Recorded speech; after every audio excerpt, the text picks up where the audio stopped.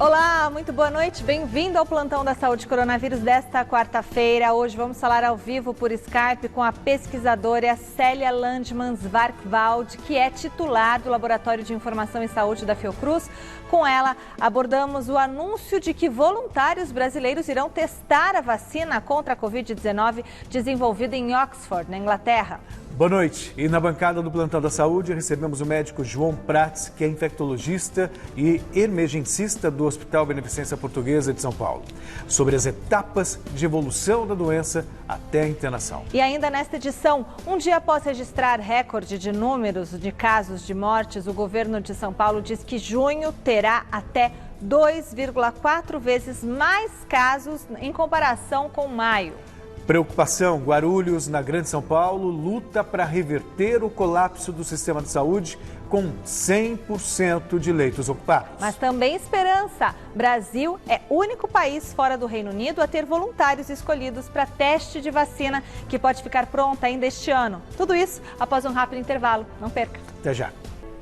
Estamos de volta e vamos ao nosso telão da saúde ver como está a atualização dos casos do novo coronavírus no país e no estado de São Paulo. Celso. Até a última atualização feita pelo Ministério da Saúde, ontem à noite, o Brasil registrava 31.199 óbitos e 555.383 casos. Hoje, no estado de São Paulo, pelos números atualizados, já são 8.276 mortes e 123.483 registros da doença. Em 24 horas, foram registrados 282 óbitos e 5.188 novos casos da doença em São Paulo. Um dia após registrar recorde no número de casos e de mortes, o governo de São Paulo diz que junho terá até 2,4 vezes mais casos do novo coronavírus na comparação com maio. Ainda assim, o Comitê de Saúde Estadual defende que a pandemia está desacelerando e que as altas já eram esperadas no Plano São Paulo, que prevê a flexibilização da quarentena em diferentes etapas nas regiões do estado. O repórter Marcelo Bacejo acompanhou a coletiva. A primeira semana de análise dos dados que influenciam diretamente no Plano São Paulo de reabertura gradual da economia no estado mostra que quase todas as regiões devem ser mantidas nas fases em que foram categorizadas na apresentação. De acordo com o governo, apenas as regiões de Bauru e Barretos devem regredir da fase amarela para a laranja caso os indicadores não melhorem, já que houve um aumento no número de casos e na taxa de ocupação de leitos de UTI. A Baixada Santista e a Grande São Paulo, por sua vez, apresentaram melhora na última semana e vem ampliando a capacidade de atendimento para pacientes com a Covid-19, graças ao repasse de respiradores feito pelo governo. Se atingirem uma ocupação de UTIs inferior a 80% até o dia 7 de junho, elas deverão avançar à fase laranja. Se a gente continuar avançando no aumento do número de leitos, a gente pode alcançar a melhora de fase como consequência disso. Apesar de a região metropolitana estar progredindo, Guarulhos preocupa as autoridades. A segunda maior cidade do estado está no limite de ocupação dos leitos de UTI e, por isso, passou a ser uma das regiões prioritárias da Secretaria de Saúde no combate à pandemia. Providenciamos o envio de várias unidades de ventiladores e respiradores no sentido de aumentar o número de leitos. Estamos recebendo, entre hoje e sexta-feira, mais respiradores e a cidade de Guarulhos estará contemplada. Na capital, a situação é mais favorável. Segundo dados da Prefeitura, a cidade de São Paulo tem hoje uma taxa de ocupação de leitos de UTI de 63%.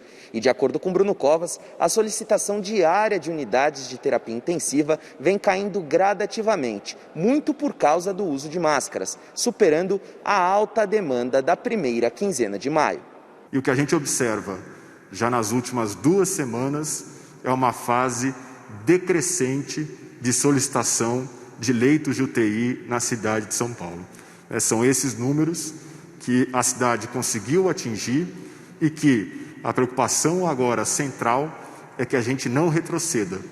Já em relação ao estado, o governo apresentou dados que exibem a desaceleração da Covid-19. Ao longo do mês de abril, a pandemia cresceu 10 vezes, contra 3,6 vezes no mês de maio. A projeção do Centro de Contingência do Coronavírus do governo é de que até o fim de junho haja entre 190 e 265 mil casos no estado. Atualmente, esse número é de 123.483. Estes cenários são a referência para o nosso sistema de saúde. A cada cenário que se apresenta, o sistema de saúde se mobiliza, o governo investe mais recursos, mais equipes são contratadas, mais leitos de UTI são colocados à disposição da população. 2 meses atrás, São Paulo era o epicentro da pandemia. Agora, não é mais. São Paulo é o 9º estado do Brasil na proporção de óbitos por milhão de habitantes. O governo também anunciou hoje que seguirá fornecendo água, luz e gás gratuitamente à população de baixa renda até 31 de julho. A medida beneficia mais de 2 milhões de pessoas e está em vigor desde março, quando foi implementada a quarentena.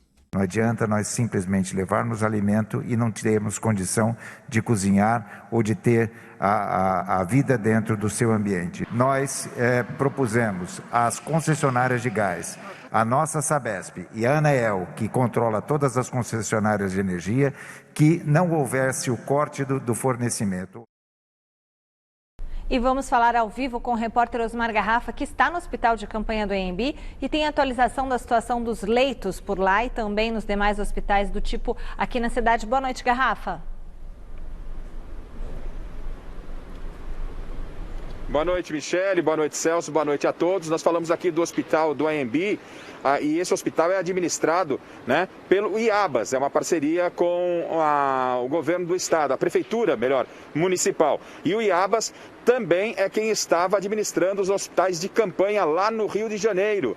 Estava, porque ontem, em decreto, o governo do Rio de Janeiro afastou o IABAS da gestão dos hospitais de campanha. O motivo? O atraso na entrega de 7 hospitais que o IABAS deveria deixar pronto na cidade do Rio de Janeiro. Ele entregou, até o momento, só um único hospital e ainda com 50% de capacidade do seu funcionamento, não na sua totalidade dos casos. O complexo do Maracanã. Eram 7 hospitais até o dia 30 de abril e, repito, só o do Maracanã incompleto foi entregue até o momento. E por isso, em decreto, o governo acabou afastando o IABAS. O governo do Rio de Janeiro já havia pago a esta instituição a primeira parcela de um total de 836 milhões de reais. O caso pode parar na justiça e, a partir de agora, a Fundação Estadual de Saúde do Rio é quem deve assumir os hospitais. E o IABAS, que está administrando aqui o hospital de campanha do AMB, tem também várias reclamações, já passamos por muitas vezes aqui reclamações de profissionais que trabalham aqui, de alguns parentes de pacientes, mas aqui em São Paulo, diferentemente do Rio de Janeiro, o IABAS continua realizando o seu trabalho. Vamos então agora à atualização dos números, né? Aqui no AMB, 1.800 leitos à disposição, ocupados, Michele, 422.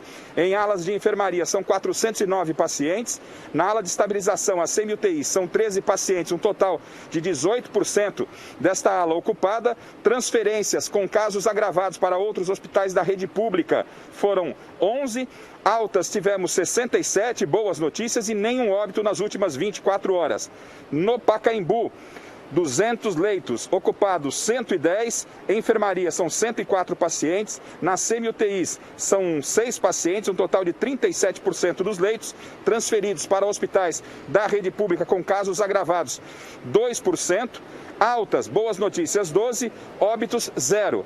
Ibirapuera, 268 leitos, são 186 internados, lembrando que AMB, Pacaembu e Ibirapuera são hospitais de campanha de portas fechadas de baixa e média complexidade, diferentemente do hospital de Heliópolis, que atende também casos graves. São 200 leitos, no total, neste momento, no Heliópolis, são 96 pacientes internados com 18 pacientes nas UTIs. Michele e Celso. Muito obrigada, Garrafa. Obrigado, Garrafa. Bom, e a cidade de Guarulhos, na Grande São Paulo, luta para reverter o colapso do sistema de saúde. A ocupação das UTIs já ultrapassou os 100%. A cidade é a terceira com mais casos de Covid-19 no estado, com quase 3 mil casos e mais de 300 mortes. Vamos ver com o repórter Luciano Penteado. A Prefeitura de Guarulhos anunciou hoje que vai alugar 24 leitos de UTI da rede privada e outros 10 novos leitos serão instalados no hospital de campanha da cidade até a semana que vem. Todos esses 34 leitos terão respiradores. Aqui em Guarulhos, no combate ao coronavírus, nós temos um grande problema, que é o número de leitos de UTI disponíveis. Estamos aí trabalhando com praticamente toda a capacidade comprometida. Isso oscila dia a dia, já chegamos a ter 100%. Então, nós estamos batalhando muito para contratar novos leitos na iniciativa privada, aproximadamente de 20 a 30, e estamos construindo mais 10 no nosso hospital de campanha. Com isso, a gente dobra a nossa capacidade de atendimento nos leitos municipais. Com 102% de ocupação das UTIs, Guarulhos luta para reverter o colapso. O percentual acima de 100% é porque já há gente sendo atendida em quartos adaptados. A cidade ainda não viveu o pico da pandemia. São cerca de 3.000 casos e mais de 300 mortes por Covid-19. O governo reforça o alerta para que as pessoas fiquem em casa. Na semana passada, a repórter Sabrina Pires esteve em Guarulhos e mostrou que no centro da cidade havia comerciantes não essenciais funcionando e também pessoas desrespeitando as regras de isolamento. Como nós estamos progressivamente, ainda a todos os dias, aumentando os casos de notificados, de infecção notificadas, é evidente que não atingimos o pico. E outra situação muito importante é a nossa taxa de ocupação de leitos UTI, que, como falei para você, que hoje estamos colapsados. Ontem não estávamos, hoje estamos colapsados. Evidente que isso varia de dia para dia em função de altas e, lamentavelmente, de óbitos. E vamos à nossa primeira entrevista ao vivo por Skype, hoje com o prefeito de Diadema, na Grande São Paulo, Lauro Michels, do PV. Prefeito, muito boa noite, bem-vindo ao Plantão da Saúde, muito obrigada por aceitar o nosso convite. Prefeito, nós vimos que a situação do sistema de saúde é crítico em algumas regiões. Eu gostaria muito de saber como estão os investimentos nesse sentido em Diadema para a retomada gradual das atividades econômicas. Boa noite, Michele. Boa noite, Celso, a todos os telespectadores do Plantão da Saúde. É uma satisfação imensa, uma gratidão poder ter um espaço desse democrático para colocar todas as problemáticas e também as soluções que nós estamos buscando para a resolução desse problema tão anormal, porque eu tenho certeza que ninguém nunca pensou em viver uma era tão estranha como nós estamos passando. Em primeiro lugar, Diadema é a cidade com a maior densidade demográfica aqui do estado de São Paulo. Né? Nós fazemos uma divisa com a zona sul aqui de São Paulo, né? Aqui com a região da Mata Virgem, do Guacuri, aqui do Jardim Miriam, né? De São Paulo, onde nós temos aqui uma região conurbada que você não sabe onde que é Diadema e onde que é São Paulo. Fazemos divisa com São Bernardo do Campo também, para aqueles que não conhecem. Aqui em Diadema, nós separamos 61 leitos de média complexidade para o tratamento específico de Covid e também criamos na nossa rede municipal 20 leitos de UTI. Nós tínhamos 10 leitos no hospital no início da pandemia e hoje nós temos 20 e adquirimos mais 10 leitos no Hospital Dom Alvarenga, totalizando assim 30 leitos de UTI. Recebemos um recurso de 4,2 milhões do Estado. Porém, esse recurso ele não é suficiente para a pandemia como um todo. Né? Nós já utilizamos esse recurso para adquirir equipamentos de proteções individuais, que são os EPIs, e também para pagar a questão de horas extras de médico pelos afastamentos que nós tivemos na rede municipal devido à contaminação de alguns profissionais pela grande carga viral que é composta dentro dos hospitais pelo coronavírus. E também nós trouxemos uma solução para a região. Nós temos um espaço aqui, Michele e Celso, que é o Quarteirão da Saúde. E dentro do Quarteirão da Saúde nós temos um andar inteiro. São 2.000 metros quadrados que estão reformados, estão prontos, banheiro feito, fiação, oxigênio, tudo pronto, né? E nós ofertamos ao Estado, porque nós estamos preconizando a Organização Mundial da Saúde e o que fala o Ministério da Saúde, e também a zona regional aqui da saúde, né? Que é a utilização de espaços ociosos que já existem, né, nesses equipamentos para fazer esses hospitais de campanha. Então, Diadema já está ofertando há algum tempo para o Estado. Nós fizemos o primeiro ofício no dia 19 de março para o Estado, para que aqui seja instalado um hospital de campanha regional, porque nós não somos egoístas. Nós não queremos apenas Diadema. Nós temos aqui nossos irmãos de Rio Grande da Serra, que só possuem 2 leitos de UTI. Nós temos nossos irmãos de Mauá, que estão lá com dificuldade porque estão atendendo Rio Grande da Serra e Ribeirão Pires. Nós temos nossos irmãos de Ribeirão Pires e da Zona Sul de São Paulo. Então, nós estamos aqui ofertando para o Estado esse hospital de campanha, para que o Estado banque esse hospital regional, para que resolva o problema da região do Grande ABC, para que nós possamos aqui ter a retomada gradativa da economia, que eu acho que é um anseio muito grande de toda a nossa população. E sábado agora vai haver uma vistoria técnica com o secretário Marcos Vignoli, com o secretário de Saúde, José German, para eles terem conhecimento desse espaço, que nós já estamos falando disso há tempo, já mandamos croquis, já mandamos todo o projeto para lá, para que isso seja feito aqui na cidade e atenda a todos. Agora, prefeito, boa noite mais uma vez, seja sempre bem-vindo ao Plantão da Saúde. O que me chama a atenção, a gente tem acompanhado os depoimentos das autoridades da saúde de São Paulo para o governo do estado, defendendo o Plano São Paulo, de que ele é sensível, é seguro, mas isso está na contramão do que a gente tem ouvido de especialistas, infectologistas, médicos renomados, que estão preocupados com o que está acontecendo em São Paulo, na Grande São Paulo, com essa eventual flexibilização. Já perguntei para colegas seus aqui do Grande ABC e pergunto para você também agora. Não é temerário flexibilizar num momento em que a gente tem um aumento do número de casos e de mortes? Celso, tudo é temerário porque ninguém conhece tudo nesse momento.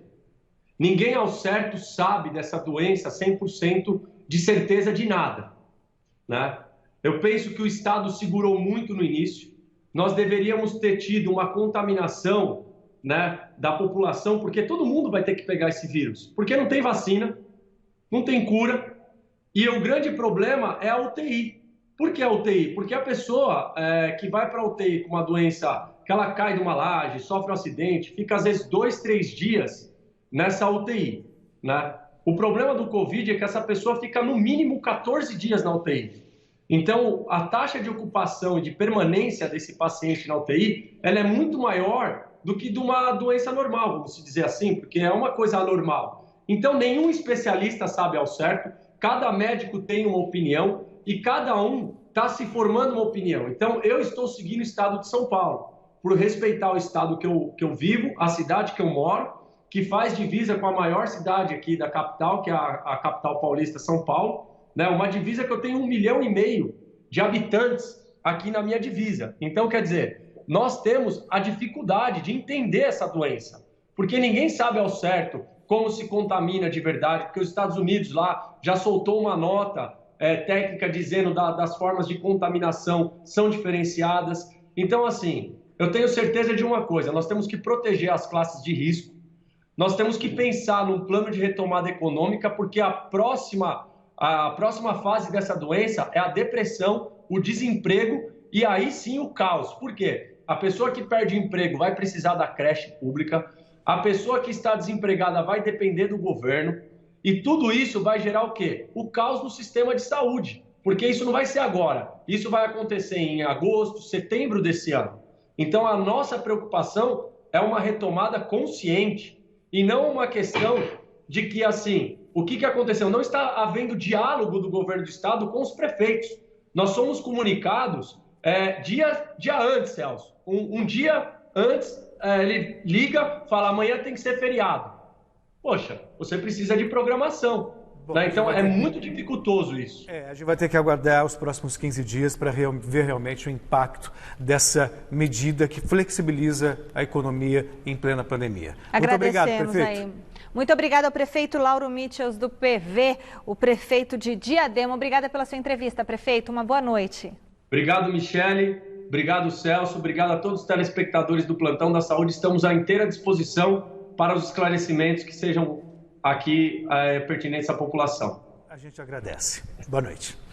Bom, relatório produzido a pedido da CPMI das fake news identificou mais de 2 milhões de anúncios pagos com verba da Secretaria de Comunicação Social da Presidência da República em sites, aplicativos de telefone celular e no YouTube, com conteúdo considerado inadequado.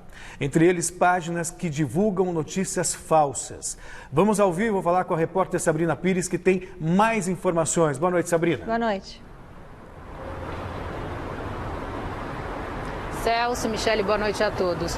Essas informações foram reveladas via Lei de Acesso à Informação e foram confeccionadas por consultores da Câmara dos Deputados. Eles fizeram esse relatório a pedido da CPMI da fake news. Então, eles queriam ver a publicidade digital da Secretaria de Comunicação Social da Presidência. Eles pediram 10 meses desse tipo de publicidade e eles conseguiram 38 dias apenas do que aconteceu entre junho e julho de publicidade oficial e onde que elas foram divulgadas no meio digital. E aí eles conseguiram essas informações.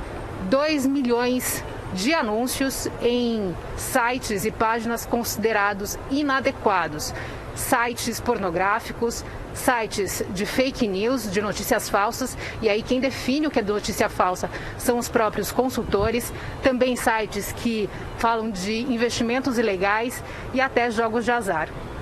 O site que recebeu o maior número de anúncio desse tipo considerado inadequado é o Resultado de Jogo do Bicho, que é proibido no Brasil e é considerado, quem pratica, uma contravenção.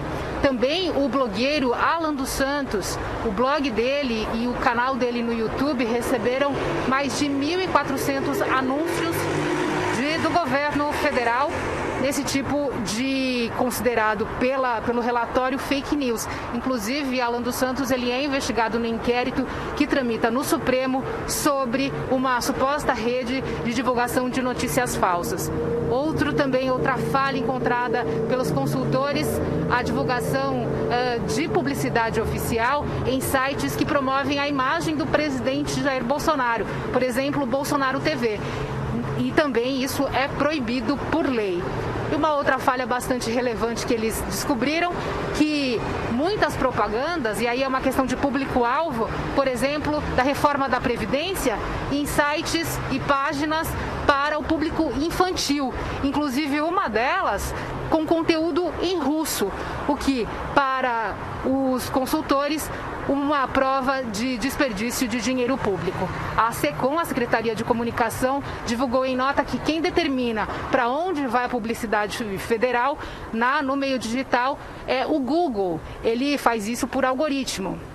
O Google acabou também se explicando, disse que realmente faz por algoritmo, mas quem anuncia pode definir onde não quer colocar o seu material, a sua propaganda. E disse também que faz relatórios em tempo real para mostrar onde essas propagandas estão sendo anunciadas. Voltamos ao estúdio. Muito obrigada, Sabrina. E foi publicado no Diário Oficial da União decreto do presidente Jair Bolsonaro com a nomeação do general Eduardo Pazuello como ministro interino da Saúde. O mesmo texto traz a exoneração dele da Secretaria Executiva da pasta. Em meio à pandemia do novo coronavírus, a nomeação só foi publicada 19 dias após ele assumir o cargo, quando Nelson Teich deixou o governo. À época, Bolsonaro afirmou que o general, que não tem formação na área de saúde, seria auxiliado no ministério por uma equipe boa de médicos. Ainda este mês, um grupo de 2.000 voluntários brasileiros foi escolhido para testar a eficácia da vacina contra a Covid-19 que está sendo produzida pela Universidade de Oxford, no Reino Unido. A iniciativa faz parte do Plano de Desenvolvimento Global, que busca soluções de combate ao novo coronavírus. E o fato de o Brasil ser um novo epicentro da doença no mundo, ao mesmo tempo que o número de infectados está em queda no Reino Unido, pesou na escolha. A corrida pelo ouro em forma de imunização conta com mais de 100 pesquisas em andamento, tocada por diferentes nações e também aqui no Brasil. Vamos ver com o repórter José Paes.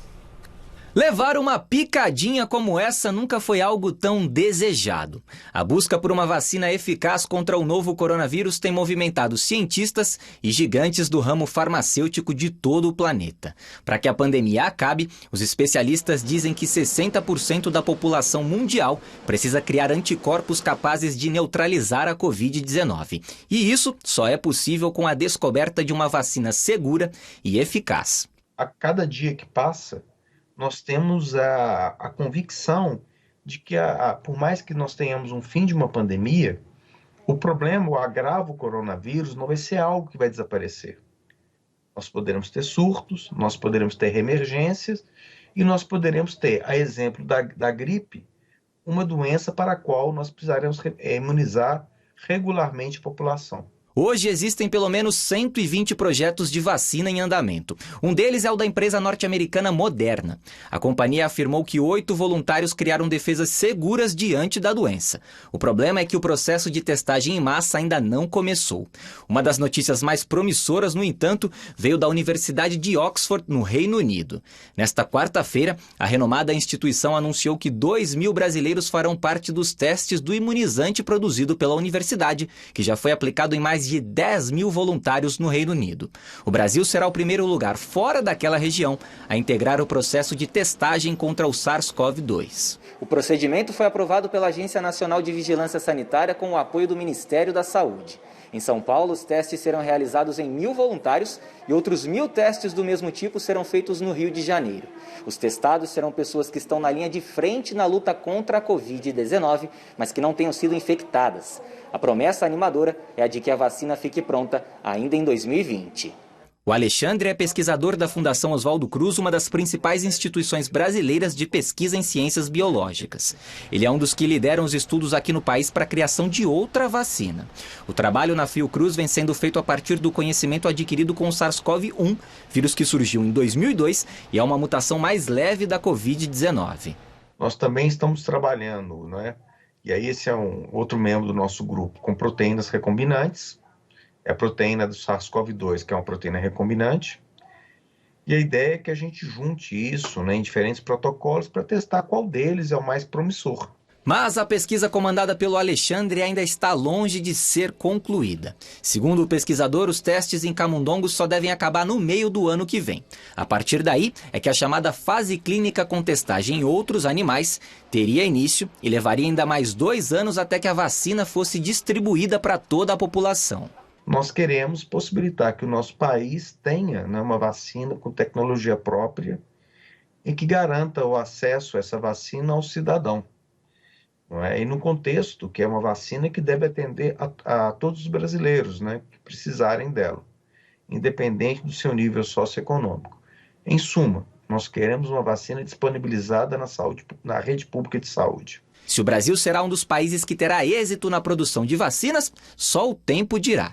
Mas receber a confirmação de que os brasileiros serão dos primeiros testados já é motivo para uma verdadeira injeção de esperança.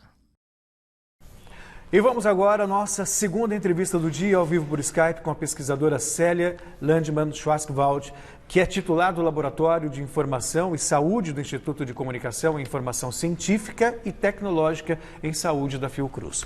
Ela também é coordenadora de uma pesquisa nacional de saúde e, além desse estudo, que é o tema da nossa entrevista, não posso deixar de abordar o anúncio de que voluntários brasileiros irão testar a vacina contra a Covid-19 desenvolvida em Oxford. Boa noite, bem-vindo ao Plantão da Saúde. Serve de alento na vida das pessoas tão assustadas em tempos de pandemia? Ah, sim. Inclusive, a nossa pesquisa, ela fala sobre os problemas que aconteceram com a população brasileira que ficaram em restrição social. De modo que, assim, esses problemas de ansiedade, de angústia, eu acho que eles vão se resolver com a existência dessa vacina. Célia, deixa eu perguntar uma coisa para você. Como que vai ser o cenário da saúde dos brasileiros durante e após a pandemia do novo coronavírus? Porque as pessoas com certeza estão enfrentando tudo isso e a gente não sabe como que elas estarão também após essa pandemia, né? Sim, por enquanto o que a gente sabe é durante a pandemia, né? E, assim, essa incerteza sobre o futuro é um dos problemas que está angustiando as pessoas. Nós temos vários problemas de ansiedade e depressão revelados na pesquisa, né? Então, assim, no futuro, a gente vai precisar ver como é que vai se comportar a economia do país, porque a gente teve um impacto socioeconômico grande, vai entender melhor o que aconteceu com o trabalho, com o desemprego, né? Então, dependendo do que acontecer no país, também se houver uma vacina disponível ou um tratamento, mesmo para os pacientes que não estiverem em situação grave, tudo isso a gente vai saber no futuro. Por enquanto, a gente não consegue dizer, né? Perfeito. No âmbito da pesquisa que você coordena, as pessoas elas estão mais deprimidas, elas estão mais temerosas, menos dinheiro. Qual é o quadro desenhado por essa pesquisa, por favor? Sim, a gente tentou relacionar esse quadro com os aspectos de saúde, né? E a gente teve assim que muitas pessoas, 40% se sentindo tristes, deprimidas, e também muitas pessoas também, mais ainda, se sentindo ansiosas, nervosas. Muitos problemas também no sono, as pessoas pioraram a qualidade do sono, né? Então, isso interfere também em vários outros problemas de saúde.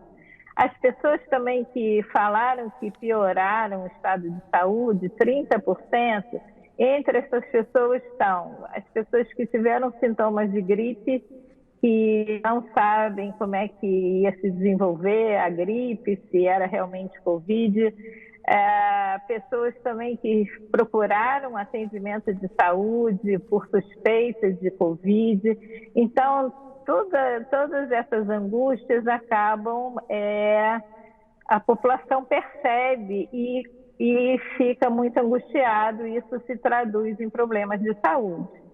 E esses problemas de saúde também acontecem porque as pessoas que têm doenças crônicas, às vezes estão evitando de procurar o serviço de saúde pelo risco de se infectar. Então, esses são os problemas que a gente está enfrentando agora, durante a pandemia, né? Então, estamos usando de recursos de telemedicina para ver esses problemas de saúde mental, né? Nós temos também mudanças de hábitos, as pessoas estão muito sedentárias, porque estão trabalhando muito com tablet, computador, falta de espaço para fazer atividade física. Então, nós temos, assim, vários problemas. Comendo muito chocolate, bebendo mais álcool, fumando mais cigarros. Então, nós temos, assim, um aumento dos hábitos não saudáveis. É verdade, Célia, você tem razão, tudo que você falou. Principalmente chocolate para mim, toda noite uma barra. Nunca fiz isso na minha vida, mas toda noite todo mundo dorme e eu ataco uma barra. Muito obrigada, pesquisadora Célia Landman, titular do Laboratório de Informação e Saúde do Instituto de Comunicação e Informação Científica e Tecnológica em Saúde da Fiocruz. Muito obrigada pela entrevista, uma boa noite. Boa noite. Eu que agradeço, boa noite. A gente tem que arranjar uma forma de extravasar, de se sentir mais acolhido. Bom, com mais de 100 mil habitantes, Paraisópolis é a segunda maior comunidade de São Paulo, atrás apenas de Heliópolis, ambas na zona sul de São Paulo. Com a pandemia do novo coronavírus, um dos maiores desafios para esses moradores é manter o isolamento social mesmo dentro de casa. Situação que se complica ainda mais quando um familiar é infectado. E aí, para diminuir os riscos de proliferação da doença, por iniciativa dos próprios moradores, foram criados os centros de isolamento. O repórter Jonas Campos foi conhecer essas instalações e outras armas contra a doença, fruto da união da comunidade. A situação da comunidade é, no mínimo, complexa. Aumentou o número de casos em Paraisópolis, o número de pessoas que estão indo para casa de isolamento, e aumentou também a demanda por necessidade de alimento, de doações. A população de Paraisópolis e da maioria das favelas não consegue seguir as recomendações da Organização Mundial de Saúde, que preconiza principalmente a questão da higiene. Então, em Paraisópolis, por exemplo, está faltando água a partir das 8 horas e só volta água às 5 horas da manhã do outro dia. Então, como é que a população vai poder cuidar da sua higiene se está faltando água? Mas foi justamente na adversidade que Paraisópolis, segunda maior comunidade de São Paulo, com aproximadamente 100 mil habitantes, criou as próprias iniciativas no combate à pandemia. Atenção, comunidade de Paraisópolis. O bistrô Mãos de Maria, em parceria com o G10 das favelas, em meio a essa crise, está disponibilizando de marmitas. Nós fomos criando alternativas que vão desde de contratação de ambulâncias, formação de socorristas, distribuição de cestas básicas, de marmitas, de fabricação de máscaras como essas que estão sendo distribuídas de forma gratuita para a comunidade. Tudo isso baseado numa metodologia que envolve o morador e o chamado presidente da rua. A cada 50 casas aqui de Paraisópolis, nós temos um morador voluntário, que é o presidente da rua. É o presidente da rua que é o responsável por conscientizar as pessoas a ficarem em casa, por distribuir as doações e, o mais importante, chamar o socorro quando alguma das famílias passam mal. Entre as medidas adotadas estão os centros de isolamento, como esses instalados no espaço de 2 escolas estaduais e criados para amenizar os riscos de contaminação na favela com alta densidade demográfica. Moradores contaminados com a Covid-19 e encaminhados pelo Sistema Público de Saúde podem se isolar por aqui e usufruir da estrutura de hospedagem. Foi o caso da Jéssica, que mora nessa casa apertada e teve a oportunidade de se recuperar da doença sem colocar os parentes em risco. Fiquei em torno de 10 dias lá, eu não tenho o que reclamar do atendimento e o quanto é importante para lá. Por quê? Você vai estar se protegendo e protegendo quem você ama. Lá não é uma prisão que nem todos acham que é. Não, pelo contrário, lá tem televisão, tem alimentação, tem tudo certinho. O projeto dos centros de isolamento conta com 37 funcionários da própria comunidade e é realizado com a Associação Parceiros da Educação e com investimento privado de empresas e de pessoas físicas. O custo total destinado a esse projeto é de R$4 milhões. Nós montamos uma casa de rico, a gente está brincando, né? Que uma casa com toda a infraestrutura para que a pessoa possa ficar lá com qualidade, com sala de jogos, sala de TV, com coisas boas. Nós tivemos um grupo de pessoas passando pela essa casa, mais de 61 pessoas já passaram, já saíram, estiveram lá e já saíram, e neste momento nós temos 39 residentes no local que estão passando esse período de quarentena. Com essas ações organizadas pelos próprios moradores, Paraisópolis virou referência no combate ao novo coronavírus. Um modelo que vem inspirando outras comunidades e até secretarias de outros estados, como Pernambuco, Espírito Santo e Rio Grande do Norte. Nós montamos inclusive um manual para que as lideranças possam reproduzir esse material. Então, eu acho que esse é o maior exemplo que nós podemos dar de união, de mostrar que é possível ainda morar na favela, porque às vezes as pessoas acreditavam que coisas eram impossíveis para quem morava na favela, e agora estamos mostrando que é possível, que é a realidade, se a gente se unir e fazer o que é certo. Não é preciso ir muito longe para perceber os reflexos das ações em Paraisópolis. A dona Irani, vendedora ambulante do Parque Arariba, comunidade vizinha também da Zona Sul de São Paulo, foi às ruas à procura de ajuda em meio à crise. E nesse pedaço de papelão, ela ganhou o endereço de uma das bases de apoio instaladas em Paraisópolis. Resultado, a dona Irani foi até o local, recebeu auxílio e foi levada de volta para casa em um carro cheio de alimentos. Sim, parece que eu estou até sonhando. Porque, gente, é coisa que Deus prepara, né? Deus prepara essas coisas, entendeu? Nessa hora a solidariedade vale ouro, né? Valeu muito. Você vai ficar marcado na minha vida. Estou falando aqui já fazendo força para não chorar. Porque nunca me aconteceu uma coisa dessa. E recebemos aqui na bancada do Plantão da Saúde para a nossa terceira entrevista do dia o médico Dr. João Prates, que é infectologista do Hospital Beneficência Portuguesa de São Paulo, e nós abordaremos com ele as etapas de evolução da doença nos pacientes infectados. Muito boa noite, doutor. Seja bem-vindo ao nosso programa Plantão da Saúde. Obrigada por aceitar o nosso convite para participar aqui com a gente. Doutor, a gente estava conversando aqui antes nos bastidores sobre a questão da mortalidade, mas o senhor também falou que chama muito atenção a morbidade, ou seja, o que essa doença pode deixar depois para alguns pacientes, né? Então, gostaria que o senhor, por gentileza, explicasse isso para o nosso telespectador e para mim também, porque agora eu fiquei muito preocupada. Boa noite, Michele. Boa noite, Celso. Prazer estar aqui. Agradeço o convite. É bom poder informar as pessoas. A gente falava sobre as mortes do coronavírus, isso é o que é mais levantado. Mas um outro lado, e nós temos vários pacientes assim, inclusive jovens e sem doenças, eles não morrem pelo Covid, eles sobrevivem, né? Mas eles têm internações prolongadas e dependem de suporte de saúde prolongado. O fato de você ter uma doença crítica, estar na UTI por uma doença grave por um tempo, leva a sequelas, né? As mais notáveis que a gente tem visto em alguns casos é a pessoa ficar dependente, por exemplo, de hemodiálise por algum tempo. Os rins param de funcionar por um tempo longo, às vezes fica 15, 20 dias sem os rins funcionarem. Uma outra coisa que acontece é que existe uma perda grande de massa muscular pelo quadro de inflamação, do combate do sistema imunológico ao coronavírus, né? E também pelas medicações, o fato de fazer ventilação mecânica, de ficar numa cama, você perde massa muscular. Isso é uma outra coisa que deixa as pessoas muito dependentes de outras, por exemplo. Aí tem que fazer o quê? Fisioterapia? Fisioterapia, e também por muito tempo vão ser incapazes, por exemplo, de se cuidar sozinhas. Elas vão precisar de ajuda por um tempo mais longo.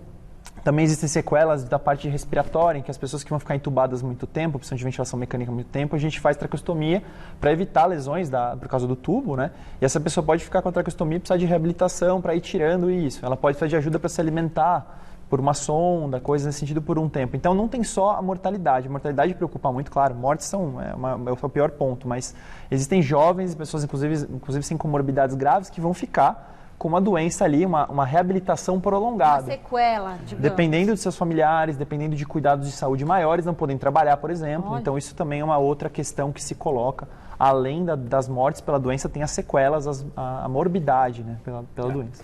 A propósito, doutor, para quem esperava que era uma gripezinha, aí não está aqui nenhuma cutucada no presidente, que fique bem claro, mas muitos outros médicos, até de renome, que acreditavam que era só uma doença pulmonar, que era uma gripe que ia passar. E aí a gente vê ela atuando no pulmão, nos rins, no coração. E aí a pergunta que eu faço, passado já tanto tempo, são quase 6 meses de pandemia. Dá para explicar por que esse vírus é tão imprevisível? Claro que acomete uma parte mais sensível, que tem comorbidades, são grupos de risco, mas pessoas, por exemplo, que não têm problemas e acabam passando pela Covid de maneira muito grave, muito rapidamente. A gente foi ganhando um conhecimento muito grande da doença, claro, a pergunta é super pertinente, né? O que chama a atenção desse vírus, em primeiro lugar, é a contagiosidade. A gente não teve um vírus respiratório antes, a gente teve influenza, por exemplo, H1N1 todo mundo ficou conhecendo, mas ele não era tão contagioso, ele não era tão capaz de se disseminar dessa forma, né? E aí, quando a gente tem um número de casos muito grande de uma doença, é natural que a gente vá ter alguns casos mais graves, mesmo em populações não suscetíveis. A gente falava antes aqui, a proporção é maior de casos graves em pessoas mais idosas e com doenças crônicas, cardíacas, principalmente no Brasil, cardíacas são as principais, mas pulmonares, doenças neurológicas, doenças dos rins. Nessas pessoas a proporção é maior, mas quando você tem um número muito grande, então o Brasil tem mais de 550 mil casos, é natural que se a mortalidade é 1% em população de baixo risco, é 0,5%, você vai ter um número expressivo, já que nós temos 500 mil de mortes de morbidade nas populações mais jovens. Então é claro que é muito menos, mas nós temos casos graves sim em populações que não são de risco, né? E tudo isso para reforçar o cuidado que as pessoas devem ter. Gente falando, todo mundo vai ser contaminado. O melhor é que não seja. Exato. O melhor é que as populações de risco não tenham que jogar essa moeda, né? Não tenham que rodar os dados, né? Para ver se vão ter um caso grave ou não. Essa é a preocupação. Uma roleta russa. Isso. Tentar manter as populações, principalmente de alto risco, afastadas da doença é o melhor. E se for ter uma exposição sistemática de pessoas de baixo risco à doença, porque isso, inevitavelmente, acho que as pessoas de baixo risco vão ter que se expor em algum momento, que a gente use, o que se sugere em algumas pesquisas é que você use algum critério, tipo uma porcentagem da população já está imunizada, das pacientes jovens. Aí você começa uma liberação do isolamento, por exemplo, na população de baixo risco.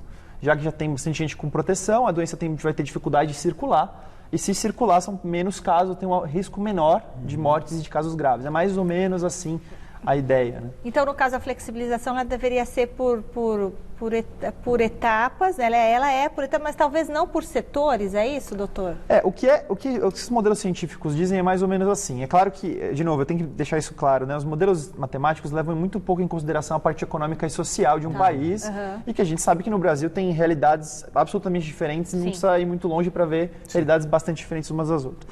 Então, o que os modelos dizem é que você deve ter alguns critérios, eles sugerem alguns critérios que você utilize para tentar diminuir as medidas. Então, o ideal é que você não esteja com os casos aumentando, por exemplo, nem com a demanda de UTI aumentando. Isso é uma coisa importante porque, né, você tenha leitos de reserva, se for necessário, que você tenha capacidade de, se houver um pequeno aumento novamente após o relaxamento das medidas, que você tenha uma cobertura, uma capacidade de suprir essa necessidade.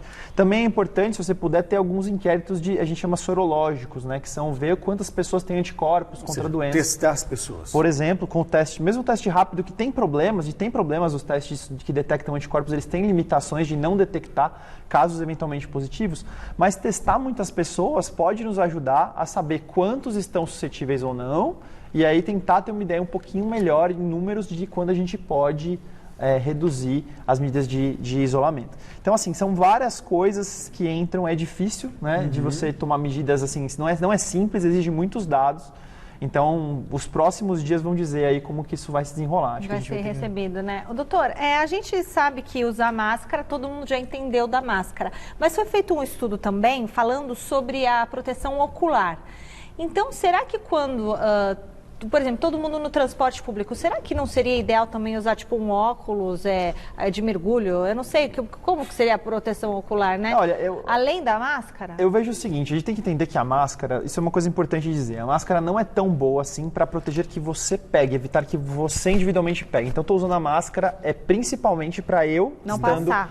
Assintomático ou com poucos sintomas, não transmitir. Então, a máscara é super importante para não passar para os outros a doença. Ela não te protege também porque o contato próximo, né, é uma fonte importante de contágio, então contato, e também a proximidade, como você falou, os olhos não estão protegidos, por exemplo, é um dos exemplos aí, e a gente não pode deixar de lavar a mão e a gente vai encostar na máscara se usar a máscara o dia todo. Então, a máscara protege o profissional de saúde e o óculos e todos esses equipamentos no contexto de coloquei tudo aquilo, vi meu paciente que está contaminado, daí eu tiro tudo aquilo e jogo fora. Isso é uma forma que pode funcionar naquela situação. Para fora do hospital, a gente não recomenda proteção ocular, não recomenda luvas, por exemplo, que é lavar a mão e ficar com luva, não tem muita diferença. Se você sujar sua luva e colocar a luva no rosto, deu na mesma. Mas esse vírus não fica no ar? Então, não falaram que fica 3 horas no ar? Se a gente anda e passa o olho, entrou o vírus. Então, a parte de aerossóis é uma das maiores discussões que a gente tem, tá? Se todo mundo estiver usando máscara, por exemplo, não vai tossir aerossóis, provavelmente, vai ser muito pouca a quantidade. Tá. Então, os óculos a gente recomenda para aquelas pessoas que vão se expor diretamente. Então, fica para os profissionais da saúde mesmo, que vão estar expostos ou ao paciente tossindo no rosto, que acontece, ou a procedimentos que envolvem inalação, ventilação mecânica, aspiração, coisas que realmente vão jogar muito vírus e você vai estar protegido. A outra coisa é que tem gente usando face shield sem máscara, também é uma péssima ideia. O acrílico, plástico, né? O plástico, o acrílico, eventualmente uma lâmina de algum material transparente que protege contra... Isso é para ser usado em ambiente hospitalar, de um modo geral. Então tem que pôr a máscara e tem que estar com a máscara, não adianta não estar com a máscara, senão você continua tossindo o vírus e suja suas mãos, e suja o ambiente.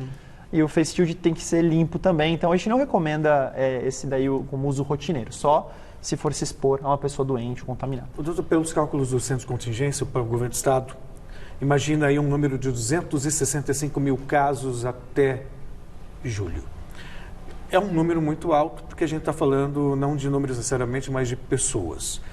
Qual é o impacto do não cuidado agora, daqui nos próximos 15 dias, o que pode acontecer do ponto de vista técnico, do ponto de vista da saúde, independentemente da questão econômica? Os modelos, eles sugerem que quando você tira o isolamento, você pode ter o que a gente chama de segunda onda, ou novos picos assim, de contágio. E isso normalmente depois de ter atingido o pico e está na decrescente. Exatamente. Então tem até um modelo do pessoal do London College que fala que você vai ter que fazer pequenas quarentenas ainda depois de um tempo. Então a gente sai do isolamento, fica um tempo fora do isolamento, observa a curva de casos, monitora. Os casos estão aumentando de novo, um pouco mais de isolamento, algumas medidas a mais, segura um pouquinho mais, abre de novo. Então, existe risco sim de uma segunda onda de novos casos, uma vez que você reduz as medidas de prevenção do contágio. Essa é uma preocupação grande, né?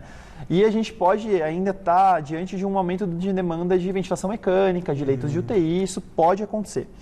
A questão de quantos por cento da população está imunizada, no Brasil a gente não tem esse dado, Tá? O que se tem de literatura internacional ainda, infelizmente, é baixo. Lembrando que existe limitação para os testes, mas provavelmente menos de 10% da população do mundo teve exposta ao vírus ou tem anticorpos contra o vírus. Isso preocupa bastante a gente, porque, como que eu vou falar, tem muita gente suscetível. Epidemia depende de ter contato das pessoas suscetíveis com quem transmite a doença ou com o vetor da doença. Então, se tem muita gente suscetível, 95% da população, 90% da população suscetível, você acabar de uma vez com o isolamento é um grande problema.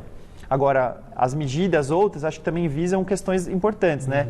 Bem-estar econômico, social, esse não está sendo considerado nos modelos matemáticos. Esse é o grande problema. Bom, a gente vai voltar a falar com o Dr. João Prats daqui a pouquinho. Vamos para o nosso giro de notícias? Pode rodar a vinheta.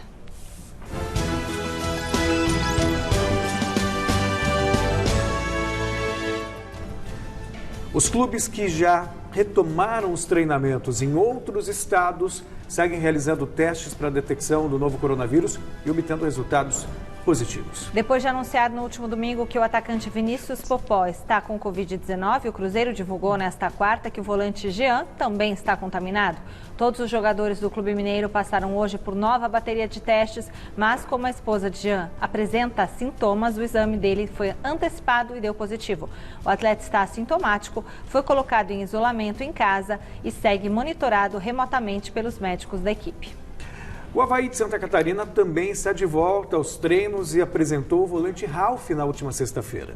Antes da apresentação, o jogador fez exames e hoje saiu o resultado positivo para a IgG, o que significa que ele já teve contato com a doença, mas agora o vírus está inativo. Situação semelhante à de outros 4 atletas do clube, entre eles o também ex-corintiano Betão. Sem risco de contaminar os colegas, todos seguem trabalhando normalmente no centro de treinamentos do Guarani de Palhoça, na região metropolitana de Florianópolis. 3 dias após retomar o campeonato nacional, a Federação Ucraniana de Futebol anunciou que 25 jogadores do Karpat Lviv testaram positivo para o novo coronavírus. Esse, aliás, foi o motivo para o adiamento da reestreia da equipe no último domingo, quando saíram os primeiros resultados. Todos os atletas já foram colocados em isolamento e o centro de treinamentos vai ficar fechado por pelo menos 15 dias. Os próximos 2 compromissos do time no hexagonal, que define o rebaixamento, também já foram adiados. Por isso não adianta se precipitar. Israel também retomou o campeonato local no último final de semana. Para evitar que casos como o da Ucrânia levem a uma nova paralisação do futebol no país, medidas estão sendo tomadas. O estádio Brumfield, em Tel Aviv, casa de 3 clubes da cidade, instalou um túnel de desinfecção usando água eletrolizada e colocado na entrada dos jogadores. Nossa, não devia ser água sanitária? Que água? Depois eu vou perguntar para o doutor o que água é essa. A tecnologia para manter a vida útil da água eletrolizada foi desenvolvida pela Universidade Israelense Bar-Ilan e o equipamento foi instalado pela empresa. Não, esse negócio de jogar essa aguinha, doutor, você já ouviu falar dessa água eletrolizada? Será que é bom isso? Tem uma preocupação, tem outras estratégias por aí usando águas com algum produto clorado ou com alguma substância, né? A gente se preocupa muito com usar isso porque a transmissão do vírus é por via respiratória. Então, se a pessoa está doente e passa aquilo ali, não muda muito. E outra coisa, eu brinquei quando teve uma outra... Aconteceu em outra cidade aqui em São Paulo, colocarem no metrô, né? Isso. Até brinquei, se tiver com a mão no bolso... Aí não limpou a mão. Aí não limpou sua mão, né? Então, assim, acho que é interessante que você tenha alguma medida para te dar mais segurança, mas eu não acredito que... Não tem nenhuma recomendação de órgãos oficiais para você usar... É o famoso para inglês ver. Né? É a solução que, na verdade, não substitui isolamento e outros cuidados. Não, e higienizar as mãos, usar máscaras, por exemplo. Senão todo mundo passava na cabine e estava tranquilo. Não é assim que funciona, né? Tá dentro, né? Isso é uma coisa importante. Doutor, para a gente ir encerrando, eu queria que o senhor contasse um pouquinho como está o seu trabalho na linha de frente lá na Beneficência Portuguesa. É assim, a gente, na BP, a gente tem uma equipe com 10 infectologistas, né? Comando essa equipe, tenho colegas maravilhosos trabalhando comigo, é o que leva a gente para frente. A gente tem trabalhado com um número muito grande de casos sempre, Covid e não Covid, mas os casos de Covid aumentaram muito nesse ano, claro. Felizmente, o que eu tenho visto é que nas últimas semanas, parece de uns 10 dias para cá, que as coisas diminuíram um pouco. A gente tinha mania de dar alta para 7, 8 doentes e internar 10. Né? Então, as coisas deram uma acalmada. A gente tem realizado um trabalho muito interessante, tanto nas enfermarias quanto na UTI. A maior dificuldade, para mim, assim, é o contato com os familiares, né? A família não estar ao lado da pessoa doente gera muita dificuldade. Existem preocupações sobre os cuidados. Quando essa pessoa não está vendo como o familiar está sendo bem cuidado. E outra coisa, os pacientes de UTI, eles vêm de casa de um jeito e voltam para o quarto de outro. Pior, muitas vezes, com aquelas problemas que eu falei. Isso é muito difícil, é um impacto muito grande, tanto para a pessoa, é claro, mas também para os seus familiares. Essa talvez seja a maior dificuldade. O lado bom é que a gente tem uma equipe muito bacana e estamos trabalhando com protocolos de pesquisa. Já desde o começo do ano a gente tem alguns protocolos de pesquisa em andamento. Temos estudos tivemos estudos com a cloroquina, participamos do estudo da Coalizão, aquele de vários hospitais do Brasil, e estamos chefiando um dos estudos da Coalizão, que é com uma droga anti-inflamatória nova, e os resultados devem sair em alguns meses. Então, pelo menos a gente tem alguma coisa bacana para oferecer para os nossos pacientes de maneira científica e tudo mais. Mas a dificuldade é essa. As famílias, o sofrimento das pessoas é o mais difícil. Doutor João Prats, muito obrigada. Infectologista da Beneficência Portuguesa. Excelente entrevista, muito obrigada, viu? Seja sempre bem-vindo, doutor. Boa noite, gente. Nós voltamos amanhã com mais Plantão da Saúde. Até lá. Fique agora com o Jornal da Gazeta. Tchau.